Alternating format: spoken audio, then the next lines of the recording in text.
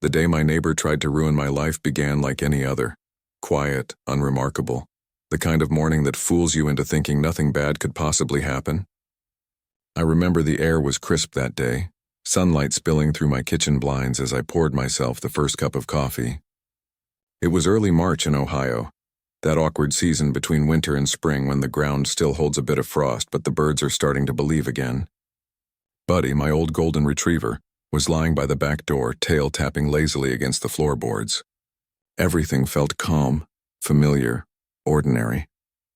I leaned on the counter, sipping my coffee, looking out across the yard to the house next door, Greg Thompson's place.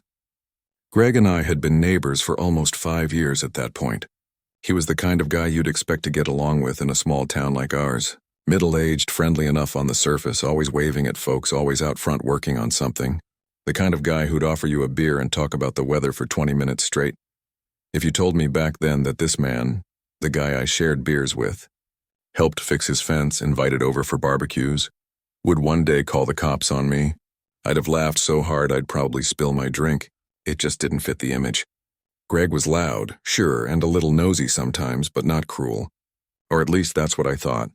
You see, small towns have this funny way of disguising people. Everyone wears a smile. Everyone plays nice, but behind the white fences and polite waves, there's a lot of jealousy simmering beneath the surface. And I think that's what I never saw coming. The quiet envy that grows when someone's life looks just a bit steadier than yours. I wasn't rich, not by a long shot. I'm a maintenance supervisor for a school district. Steady work, nothing glamorous. But after my divorce, when I bought this house, fixed it up, planted a few trees, and started living the kind of quiet life I'd always wanted, I guess Greg saw something in that he couldn't stand. Maybe it reminded him of what he'd lost. Maybe it made him feel smaller. Or maybe he was just bored. The first sign of trouble came so quietly I didn't even notice it. A small comment about my shed being a little close to the fence. A frown when my truck was parked too far over on the curb. I brushed it off, thought maybe he was having a rough week. We all do, right? But over time, those little moments piled up. Subtle hints that the friendly guy next door wasn't so friendly after all. Still, I never imagined it would go as far as it did. I'm not the type to go looking for trouble. I keep to myself, pay my bills, take care of my dog, and mind my own damn business. I've lived my whole life believing that if you do right by people, they'll do right by you. But I was about to learn that some folks don't see it that way. It's strange how one phone call, one lie can turn everything upside down. How one neighbor's jealousy can shake the foundation of your entire life. Looking back now, I can see it clear as day. All the red flags I ignored, all the little warnings life tried to hand me. But at the time, I was blind to it. Too trusting. Too sure that the world was fair. Because in my mind, Greg was just a guy who liked to talk too much. I never saw the resentment building behind that grin. I never saw how far he was willing to go to make sure I'd fall, just so he could feel taller. And the crazy part? Today, that same man, the one who tried to destroy me, pays me rent. Every single month. There's a certain irony in that, isn't there? The man who once called the police on me now hands me a check with my name on it. Like some twisted version of karma collecting its due. But it didn't start that way. It started with trust, with friendship, with two middle-aged men sharing beers over a fence line and talking about the weather. It started with small talk and good intentions, and ended with me standing in my driveway, watching police lights flash against my porch. I've told this story a few times, and people always ask the same question: why didn't you just walk away? And maybe I should have, maybe a smarter man would have packed up and moved on, but something inside me, something deeper than pride, wouldn't let me. Because when someone tries to ruin your life, not because you did something wrong, but because they can't stand to see you happy, that's a different kind of hurt. That's personal, and I wasn't about to let Greg win, not by fighting him. No, that would have been too easy. I was going to outthink him, outlast him, and let the truth settle the score. Because in my world, revenge isn't about rage, it's about patience. That's what this story is about, not just betrayal, not just payback, but how a man who thought he'd lost everything learned to stand tall, stay quiet, and let karma do its work. So let me take you back to where it all began, to that small Ohio neighborhood where I thought everyone knew everyone. To the day I learned that sometimes the biggest battles of your life start right next door, because that's the day my neighbor tried to ruin me and ended up paying for it one rent check at a time. When I first moved into Maple Creek Estates, it felt like I was stepping into the kind of peace I'd been chasing for years. After the divorce, I needed a reset, not just a new address, but a new beginning. My ex-wife got most of the city furniture and the big apartment, but I walked away with something more valuable: quiet, freedom, a chance to build something that was mine. Maple Creek was one of those neighborhoods that looked like it had been pulled straight from a postcard. Wide streets lined with tall maple trees, houses painted in calm pastels, every porch decorated just enough to show pride without showing off.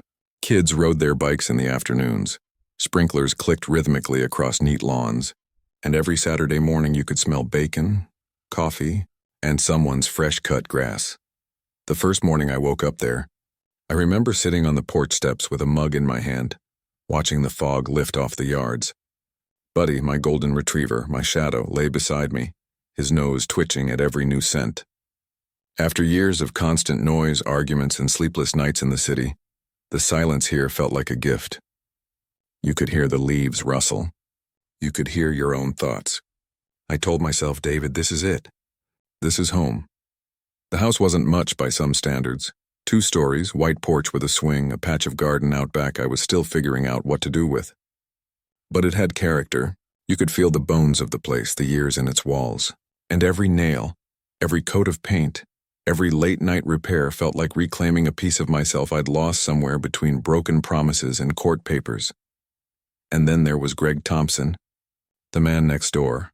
Greg was the first neighbor to greet me when I moved in. He came over that first afternoon, a cold beer in hand, broad grin on his sunburned face. "Welcome to Maple Creek, buddy," he said, his voice carrying that kind of easy confidence you find in men who've spent their lives outdoors. He was around my age, maybe a couple of years younger, built solid from years of construction work. The type who could probably rebuild a whole deck in one weekend and still have time for a barbecue. At first, I liked the guy. He had that kind of charm that made you feel like you'd known him for years. He helped me carry in my toolbox, told me the best place in town for lumber and paint, and introduced himself like we were already friends. "Greg Thompson," he said, shaking my hand firmly. "But everyone calls me GT. The first few months were good, real good. We'd chat over the fence on weekends, him sipping beer while grilling ribs, me tossing a ball for Buddy. He even helped me set up the shed in my backyard one Saturday afternoon. We spent hours working side by side, measuring, hammering, laughing at crooked boards. When I had to leave town for a week on a maintenance conference, Greg even offered to feed Buddy. Said, 'Don't worry, I got him covered. He'll probably end up liking me more than you.' Back then, I couldn't have imagined that same man would later be the reason I'd have police lights flashing outside my house. But that's how life works sometimes. Betrayal doesn't come from strangers. It comes from people you once trusted with your house key. Now, I'm not a guy who looks for drama. I've always believed that a neighborhood works best when folks mind their own business and lend a hand when it's needed. Greg seemed to think the same way, and at least for a while. But slowly things started shifting, almost too subtly to notice at first. It began with a tree. I had this maple tree in my backyard, tall, beautiful, but with a few branches hanging over Greg's fence. One afternoon I caught him staring at it, arms folded, eyes narrowed. I walked over and asked if it was bothering him. He shrugged, said, "Nah, all good, man," so I let it be. A week later, I got a letter from the HOA, a formal complaint about yard debris encroaching onto neighboring property. At first I thought it was a mistake, maybe a clerical thing, but the next morning when I saw Greg out front trimming his hedges, he gave me this small, smug grin, the kind that said everything without saying a word. Still, I brushed it off. People have bad days. Maybe he was stressed. Maybe it wasn't even him who complained. I told myself not to make assumptions. Then came the truck incident. Now, I've got an old Ford pickup, reliable, loud, big enough to carry lumber, tools, and anything else a man might need on a Saturday project. I'd parked it near the curb. Same spot I always used, maybe 6 inches over the property line. Nothing serious. The next day, another HOA notice showed up. Parking violation. This time I laughed. It was ridiculous. Who even cares about half a foot of space in a neighborhood like ours? But deep down, a small part of me knew. I knew who'd made that call, and that's when I started to notice other things. The way Greg would pause conversations when I stepped outside. The side glances from his wife, Marcy, who used to wave but now barely looked my way. The way his buddies would lower their voices when I passed by. I wasn't imagining it. Something had changed. It's funny how fast good neighbors can turn into enemies. You don't even see it happening until the silence between you starts to feel heavy. The laughter you once shared gets replaced by cold, polite nods. And before you know it, you're looking over your shoulder in your own driveway. I kept telling myself it would blow over. That maybe Greg was just going through something. Maybe he was jealous of something I didn't even realize I had. Peace, maybe. Or the simple fact that I didn't owe anyone anything. Then came that night. The one that would flip everything upside down. It was late March, one of those chilly evenings where the air smells like rain and wood smoke. I'd spent the day fixing up the gutters, cooked myself a decent dinner, and was sitting in the living room watching the game. Buddy was asleep on the rug. Everything was calm until I heard it. The knock, not just any knock, the kind that makes your stomach drop hard, loud 3 times. The sound of authority. When I opened the door, 2 uniformed police officers stood there, flashlights cutting through the dark. Their expressions were stiff, professional. "Sir, we've had a report," one of them said. "A possible disturbance." A disturbance? My mind went blank. I hadn't even left the house all evening. And that's when it hit me. Something in the back of my head. Cold and certain. Greg, that man, my so-called friend, had crossed a line I didn't even know existed yet. And from that moment forward, nothing in Maple Creek would ever be the same again. It was one of those crisp Ohio evenings that makes you appreciate the small things. The smell of smoked ribs wafting through the air, the crack of a baseball game echoing from the TV, and the soft thump of Buddy's tail against the hardwood floor. I'd worked hard that week, back-to-back maintenance jobs at the school, one emergency boiler repair after another, and all I wanted was to sit down, eat in peace, and let my mind drift into that calm, quiet space where everything feels normal again. The ribs had just come off the grill, still sizzling, glazed to perfection. I remember standing there on my porch, tongs in one hand, a cold beer in the other, thinking, yeah, this is the good life. I didn't know it at the time, but that moment, that perfect, peaceful moment, was the last bit of calm I'd have for a long while, because just as I sat down on the couch, ready to lose myself in the game, there came a sound that changed everything. Bam. Bam.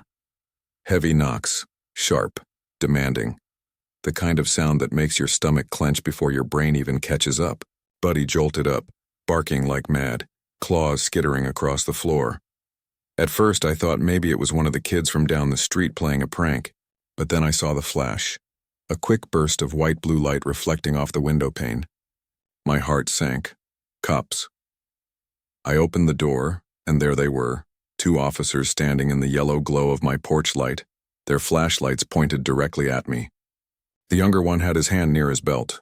The older one had that calm, unreadable look only years on the job can give you. "Evening, sir," the older one said, his tone polite but firm. "We've had a report of a disturbance at this address." For a second, I just blinked at them. "A disturbance?" I repeated, half laughing. "Officers, it's just me and my dog." I was watching the game. They exchanged a look, that subtle kind of look that says we've heard that before. "Mind if we take a look around?" the younger one asked. I hesitated for a moment, not because I had anything to hide, but because there's something deeply unsettling about having to prove your innocence for something you didn't even know you were accused of. Still, I nodded. "Go ahead. You won't find anything but an old man, a grill, and a sleepy dog." They stepped inside. The older officer looked around the living room while the younger one headed toward the back door. Buddy followed him, tail wagging, thinking this was a social visit. A few minutes later, I heard footsteps in the yard, then the crunch of gravel near the shed. I followed them out back, the cold air biting against my arms. The flashlight beam swept over the wooden shed I'd built last summer. It wasn't fancy, just a solid, clean little workspace where I kept my tools and did weekend projects. I was proud of it, to be honest. I'd poured my own concrete base, painted it myself, even framed the permit right on the inside wall. The officer leaned close to inspect the door, then turned back to me. "Sir, we got a call about possible illegal construction, noise complaints, and Unsafe conditions, he said, reading something off his notepad. I laughed again, but this time it came out sharp, dry. Illegal construction? Unsafe conditions? This is a shed. Built with a permit, framed right inside. You can check it yourself. The older officer stepped in, flashlight sweeping across the workbench, the tool racks, the neatly folded tarp in the corner. His light paused on the permit frame, and I could see the shift in his expression. The faint lift of his brow that said, "This guy's telling the truth." He nodded slowly. "Everything looks fine here, Mr. Miller." The younger one scribbled something in his notepad, clearly annoyed that this wasn't going to turn into anything. They both apologized for the inconvenience, said they were just responding to a call, and told me to have a good night. But good night was the last thing it was. As they walked away, the flashing lights from their cruiser painted the front of my house red and blue. For a long moment, I just stood there in the cold, watching those colors pulse against my windows. And then I looked across the yard. There he was, Greg Thompson. Standing in his driveway, one hand resting on his mower, a smug grin stretched across his face like he'd just won something. The man didn't even try to hide it. His eyes met mine, and for a split second, everything clicked. He'd called them. He'd picked up that phone, spun his little story about illegal construction and unsafe conditions, and set the whole thing in motion just to watch me squirm. And the worst part? He was enjoying it. My blood went cold. Now, I've never been a man who loses his temper easily. Years in maintenance teach you patience. Things break, people lie, life throws wrenches at you. You breathe, fix it, and move on. But that night, standing under that flashing light with the echo of those knocks still ringing in my ears, I felt something shift inside me. It wasn't anger, not yet. It was something quieter, something colder, because this wasn't a mistake. This wasn't a misunderstanding. This was calculated. The next morning, I woke up early before sunrise. I barely slept. My thoughts were stuck replaying the night before. The sound of the knocks, the way the officers had looked at me, the embarrassment of knowing the entire street had seen those police lights outside my house. When I finally stepped outside, the world was bathed in soft gray dawn. And there he was again, Greg, out front, mowing his damn lawn before 7 in the morning. No one mows their lawn that early unless they're trying to send a message. I stood there for a second, coffee mug in hand, watching him. He didn't look up at first, but when he did, that same smirk slid back onto his face. He nodded like we were still neighbors, still friends, like the night before hadn't happened. That was the moment it hit me. The clarity, the realization that this wasn't over. Greg wasn't just trying to annoy me. He was trying to break me, to turn me into the crazy neighbor everyone whispers about, to make me lose my temper so he could point and say, "See? I told you so." I took a long breath, set my mug down, and went back inside. I didn't yell. I didn't slam a door. I didn't even confront him, because I knew then what kind of fight this was going to be. It wasn't about noise complaints or property lines or sheds. It was about control. And if Greg wanted to turn this into a game, I was going to make damn sure he regretted ever starting it. That night, as I sat on my porch watching the sunset fade behind the rooftops, I felt something I hadn't felt in years, determination. A quiet fire settling in my chest. He'd started it, but I was going to finish it. Because in that moment I realized something that would guide me through every move that came after. Revenge doesn't always come in the form of shouting or fists. Sometimes it comes with patience, silence, and a well-timed smile. That's when I knew. This wasn't a misunderstanding. It was war. After that night with the police at my door, the house felt different, like the air itself had been rearranged. It wasn't loud at first. It crept in on soft feet, the way gossip always does in small towns. I started noticing the looks, the hesitation when the mail carrier handed me the mailbox key, the way the old lady 2 houses down pulled her curtains tighter whenever I walked past. People would smile, then glance away. Conversation at the corner store would drift and stop when my name came up. It was as if some invisible sign had been planted on my chest that read, "Problem neighbor, under scrutiny." Hearing strangers murmur that I'd been caught cut deeper than I expected. I've never been a man who's wanted the spotlight. Most of my life I've been content to keep a low profile, do my job at the school, fix what breaks, come home and put Buddy's bowl down, sleep, and do it again. I'd never even been pulled over for speeding in my adult life. The idea that my reputation, built slowly over decades of quiet doing right, could be eroded by somebody else's story felt like a personal violation. It was like someone had taken an eraser to the edges of me. It wasn't just the whispers.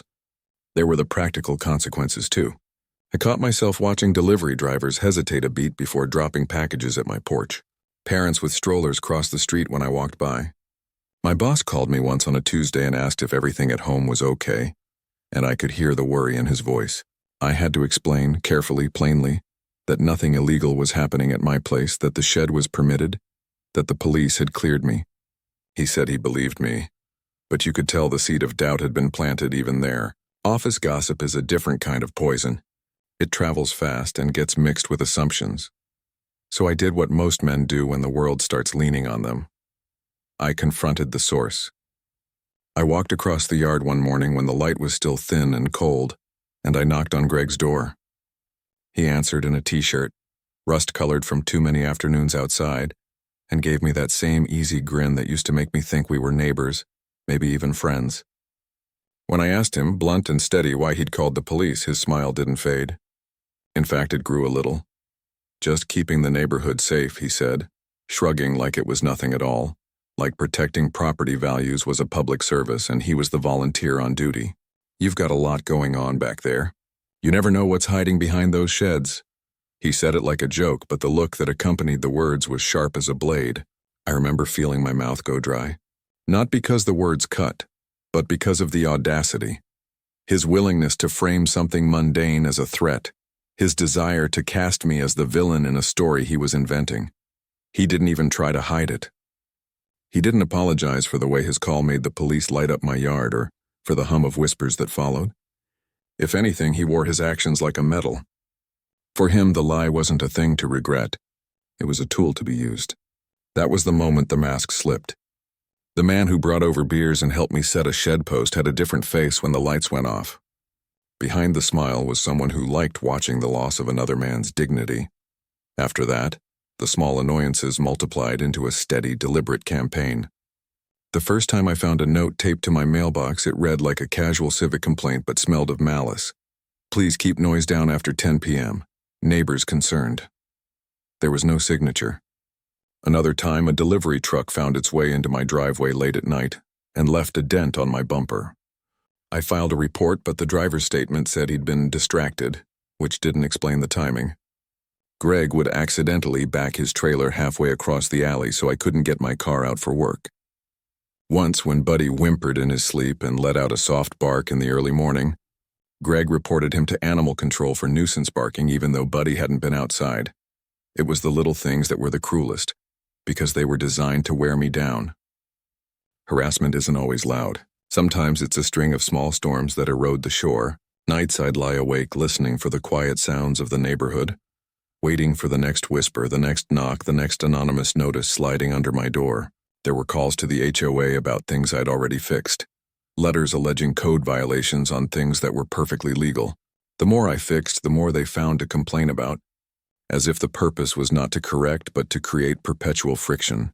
I tried to answer in the way I have always tried to answer life's problems, with calm, with documentation, with patience. I kept records of permits, photos of the shed taken at different dates, a logbook of who had been over and when. I took to greeting people with a smile and a straightforward explanation of the truth when questions came. But the truth is an awkward shield sometimes. Facts don't have the same zip as a sensational rumor.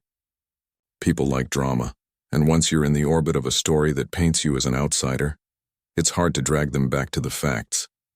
And under it all was a hurt that surprised me. Betrayal tastes different when it comes from someone who once fixed your fence. There's a particular kind of shame that sits heavy in your chest when a person you trusted uses their knowledge of you to build a narrative that makes you look wrong. I replayed old conversations in my head, the ones where we talked about retirement, about kids, about nothing at all, and I tried to find the moment the line between friendly ribbing and active malice had been crossed. It felt like standing up in a church and realizing the man who shook your hand last Sunday had been reading your mail. I could have exploded. I could have let the rage loose and made a scene, the kind of scene that vindicates you for a hot moment and leaves you shamed the next. But I'm not built that way. I remembered my dad's voice telling me to measure my reaction twice before I spoke. So instead of giving him the satisfaction of watching me lose it, I walked away from the door, palms raw from the effort of holding myself together, and began to plan, not in anger but in strategy. If he wanted to make a war of petty cruelties, I would answer with something more dangerous: time, patience, and unassailable proof. Because there's a difference between fighting and winning. Fighting gets you loud headlines in the neighborhood and empty apologies later. Winning means reclaiming your life without losing your sense of who you are. I wanted to reclaim my name, my quiet, my dignity. I wanted the whispers to stop, not because I'd shouted back, but because the story would be forced to change. So I started keeping everything. Every note, every anonymous complaint, every inconvenient little sabotage. I took pictures of the driveway, logged times and dates, wrote down witnesses who could attest to Buddy's good behavior. I started to build a quieter sort of weapon, a paper trail that, when presented, would show the picture for what it was: harassment, not truth. The betrayal stung. It left a raw place in me I hadn't expected. But beneath that sting, something steadier took root. A resolve that I wasn't going to be the town's cautionary tale simply because a man next door wanted the spotlight. Greg had chosen his role. Now it was time to choose mine, and I vowed, silently, fiercely, that I would see this through with my head, not my hands, and that when it was over, the story they whispered over fences would be very different. I started digging, and I don't mean the backyard with a shovel, though there was a time I felt like swinging one just to clear my head. What I mean is, I began to quietly and methodically look into the life of the man who had decided to make my life a living nuisance. I watched from the edges at first, the way you watch someone from the other side of a window. Careful, patient, taking note of habits and hours and the little cracks that show a person for who they really are. It's surprising how much you can learn when you stop reacting and start watching. There's a kind of clarity that comes from stillness, and I let that clarity guide me. I checked public records the way any curious neighbor might, but I didn't stop there. I followed the breadcrumbs he left himself: online listings, the guest photos people posted from weekend stays, reviews that mentioned cozy basement or close to downtown. I'd see a smiling couple's selfie with a caption that tagged a local coffee shop, and from that tiny clue I could map out a night when the place was occupied. I took screenshots, saved listing pages, copied email addresses that were used to register stays. Everything went into a single folder on my laptop and another backup in a metal filing cabinet. Because you never want your evidence to be only digital, I labeled it carefully: Neighborhood Compliance. The label was boring on purpose. Boring doesn't alarm. Boring keeps things tidy and professional, and I wanted everything to look like it belonged to a man who was simply concerned for his block, not a neighbor with a vendetta. The more I found, the harder it was to ignore the truth. Greg had been renting out his basement for cash, short stays, a little side hustle that padded his wallet and avoided taxes. In a town like ours, that kind of thing isn't just frowned upon. It's regulated for a reason: safety, zoning, the quiet that most people move here to preserve. The basement hadn't been inspected for safety standards. There were no permits. People sleeping down there with space heaters, the kind of temporary setups you see in weekend listings, can create all sorts of risks the city doesn't like to find after something bad happens. I felt conflicted more than once about how far to go. This wasn't petty revenge anymore. It was about safety and truth. If this was the line where nuisance turned into hazard, I wanted to make sure my neighbors were protected, even if it meant exposing someone I used to joke with over a grill. That internal debate tightened my jaw some nights. I'd sit at the kitchen table with Buddy asleep at my feet and weigh my options like a man counting pennies. Do nothing and risk more deception, or do what's right and let bureaucracy handle the rest? In the end, the scale tipped toward the latter. I gathered everything and organized it, the way I would for a work order that needed to be clear and foolproof. There's an odd comfort in neatness when everything else feels messy. I printed copies, noted dates, circled recurring evidence, and even jotted down witness statements from neighbors who were too afraid to come forward openly, but who would nod when I spoke to them privately. I made sure my record showed a pattern, not an isolated incident. Patterns are persuasive. Patterns are what make a complaint look like civic duty rather than personal spite. Then, when the folder felt complete, I did something that surprised me. I filed the report in my own name. I could have sent it in anonymously and watched from the shadows, but I wanted Greg to know who had taken the step. Not because I wanted to gloat, but because there's power in transparency, power in showing your face when you're standing on the side of what's right. I walked into the city planning office, placed the stack on their counter, and explained, calmly and directly, what I'd found. The clerk took notes, the inspector promised to follow up, and I left feeling the odd mix of relief and dread that comes after you hand something you care about over to someone with the authority to act.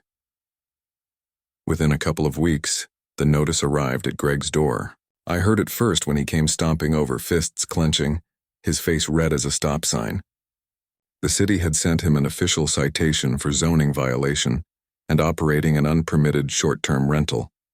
The paperwork spelled out the fines, the deadlines to rectify the issue, and the possibility of a civil penalty that could climb into the thousands if he didn't cooperate. Watching him read those pages was like watching a man realize his deck of cards had been shuffled into a hand he didn't want to play. He stormed across my yard, shouting accusations. "You snitch! You ruined me." And I remember the ridiculous urge to laugh, because the man who'd called the police over a legally permitted shed suddenly found himself facing real consequences for breaking the rules he'd secretly been bending. I didn't rise to the bait. I stood there, measured and steady, and I said the same words I'd used earlier with the officers, just keeping the neighborhood safe. Saying it that way felt like closing a loop, a quiet assertion that I wasn't acting out of vengeance but out of duty. The phrase landed hard, and I could see it in his eyes, the realization that his attempt to push me into the dirt had backfired. But my plan didn't stop there. Filing the complaint was only the first careful move in a longer sequence. I knew bureaucracy moves slowly and that the law has its own rhythm, so I kept working behind the scenes. I continued to document every interaction, every new complaint he filed, every time he tried to obstruct or intimidate.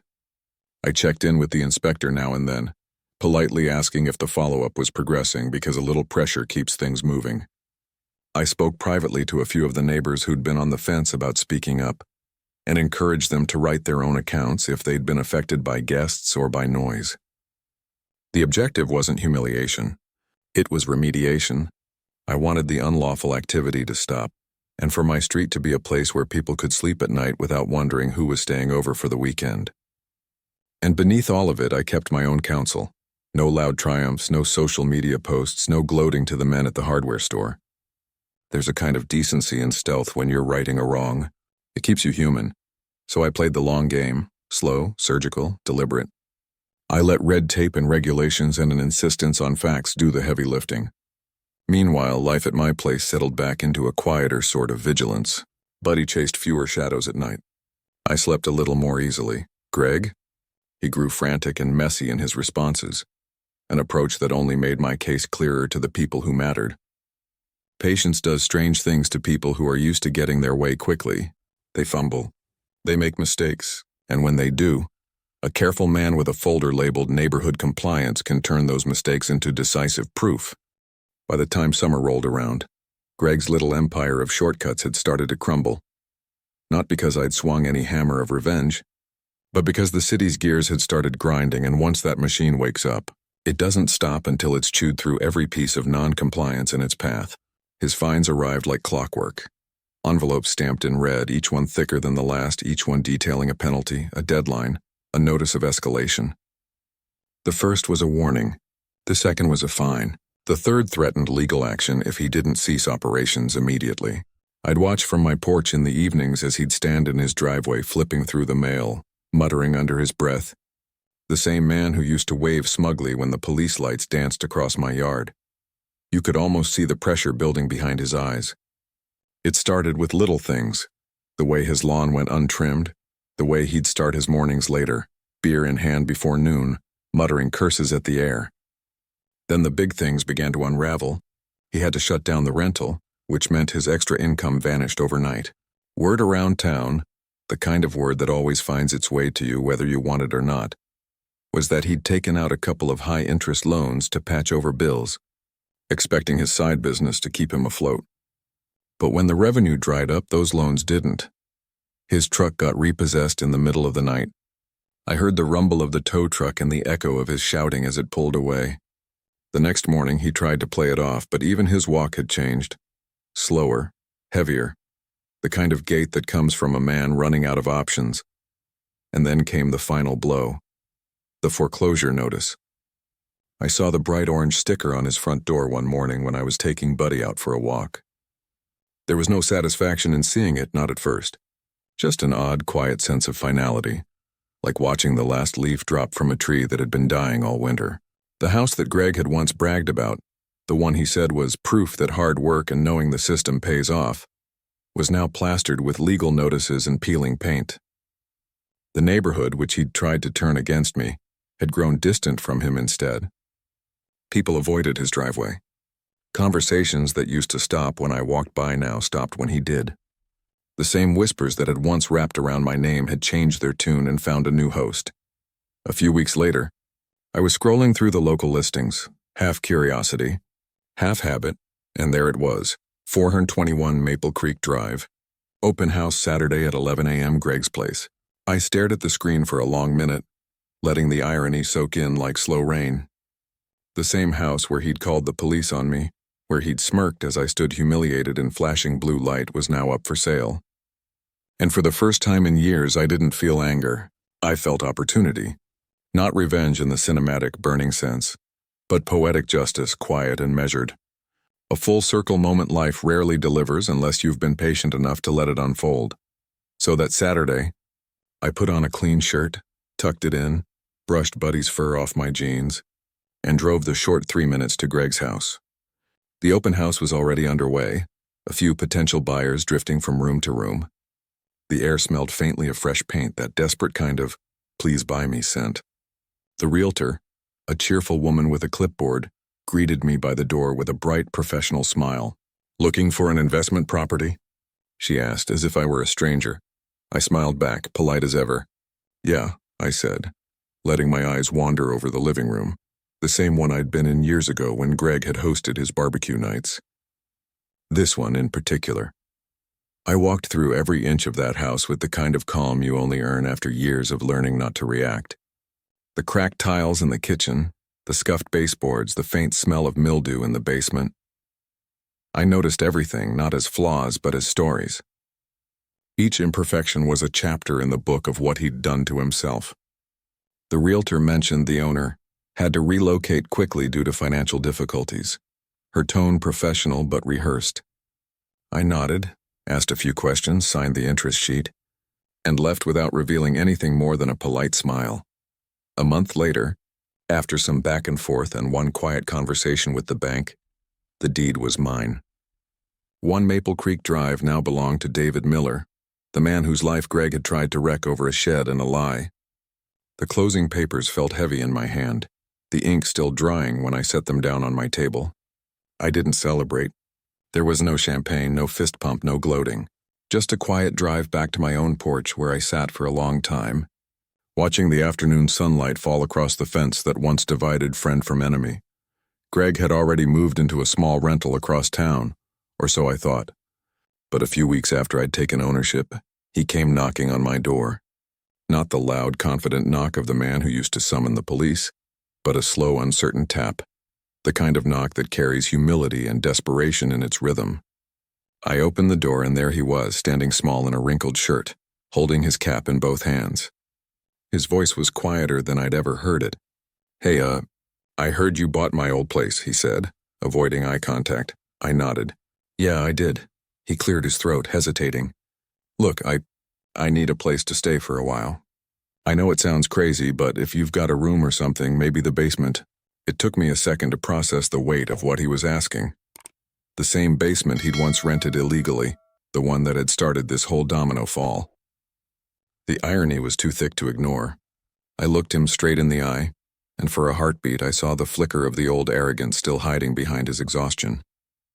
But I also saw the defeat, the understanding that the balance had finally shifted. "Sure thing, Greg," I said evenly. "Just make sure it's up to code this time." He blinked like he hadn't quite heard right. I gestured toward the paperwork on the counter. "Month-to-month lease. Standard rent. You'll need to show proof of income and follow the rules. Nothing personal, just business. He nodded slowly, face pale, hands trembling slightly as he reached for the pen. That was the moment I realized the real revenge wasn't in watching someone lose everything. It was in watching them realize why they lost it. Seeing the quiet comprehension dawn that this wasn't something that had happened to them, but something they'd done to themselves.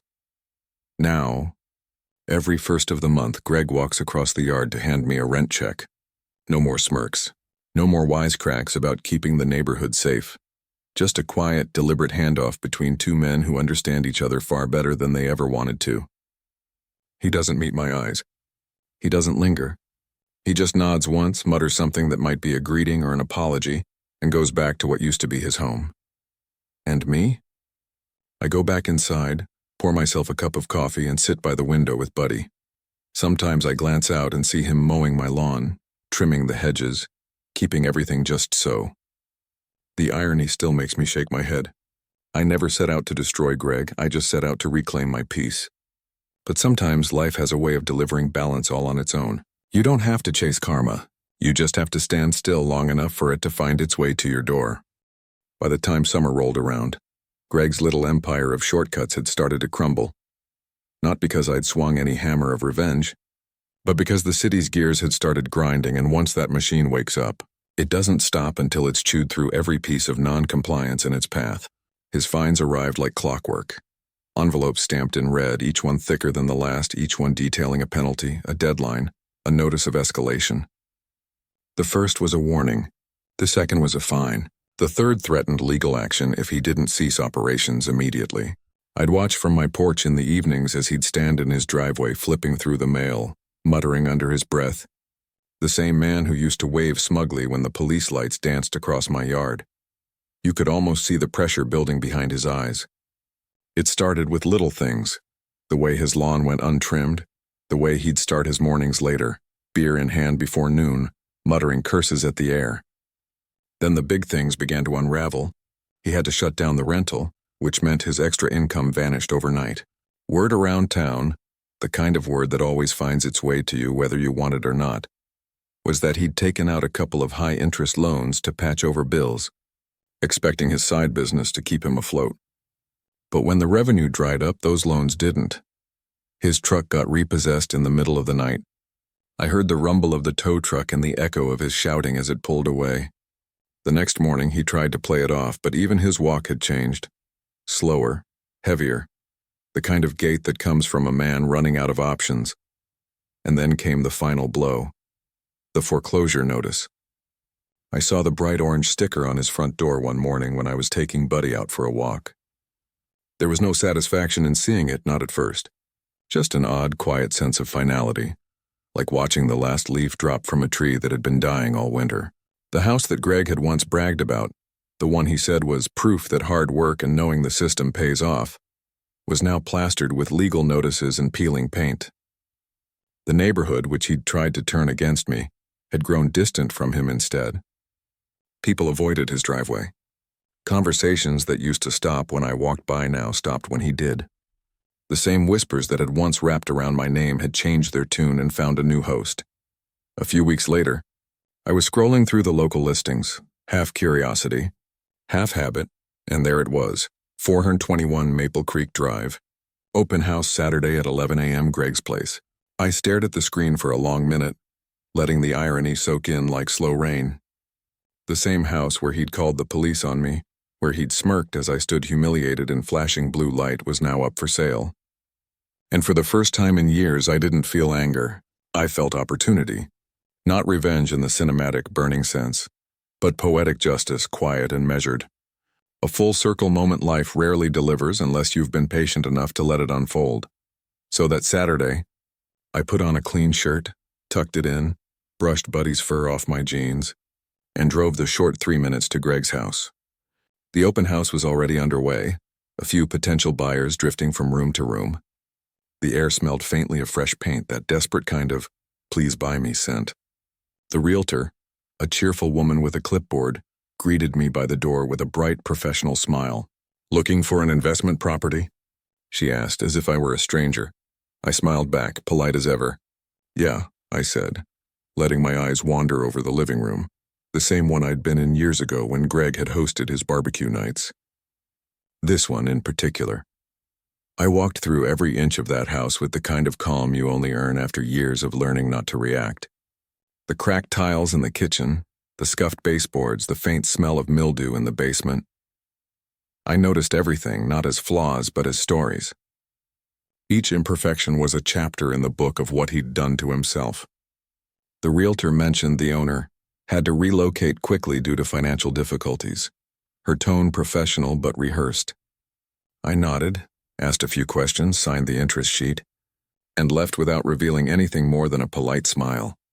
A month later, after some back and forth and one quiet conversation with the bank, the deed was mine. 1 Maple Creek Drive now belonged to David Miller, the man whose life Greg had tried to wreck over a shed and a lie. The closing papers felt heavy in my hand, the ink still drying when I set them down on my table. I didn't celebrate. There was no champagne, no fist pump, no gloating. Just a quiet drive back to my own porch where I sat for a long time, watching the afternoon sunlight fall across the fence that once divided friend from enemy. Greg had already moved into a small rental across town, or so I thought.